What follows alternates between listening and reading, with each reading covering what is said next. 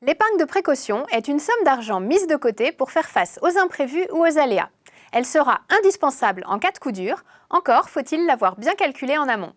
Parole d'expert vous donne le mode d'emploi.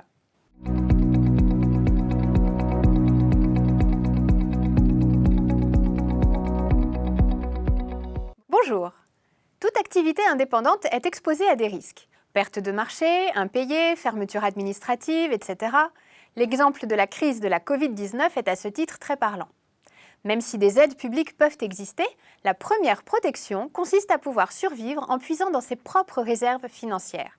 L'entreprise est le premier assureur de l'entreprise. D'une manière générale, l'épargne de précaution doit couvrir une partie des charges de fonctionnement incompressibles, une partie des échéances d'emprunt, des imprévus comme des réparations ou du remplacement de matériel, une partie des conséquences d'un arrêt maladie ou de vos revenus personnels si vous ne disposez pas de revenus de remplacement suffisants. Il sera difficile de couvrir tous ces aspects d'emblée et il vous faudra définir des priorités, quitte à étaler l'effort de constitution de l'épargne sur plusieurs années.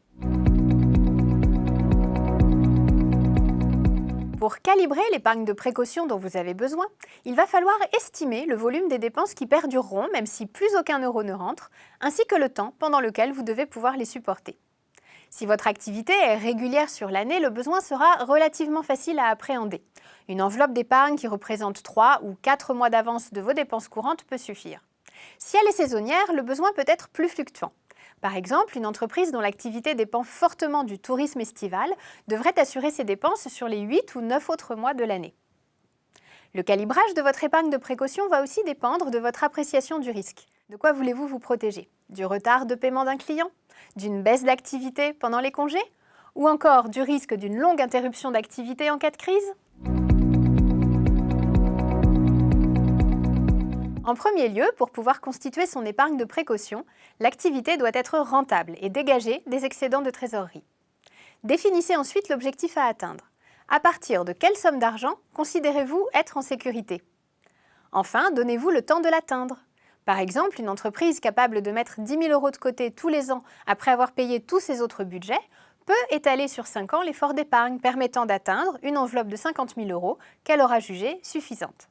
Enfin, dernier conseil, cette épargne devant être mobilisable à tout moment, mieux vaut privilégier des supports bancaires rapidement disponibles et peu exposés au risque de perte de valeur.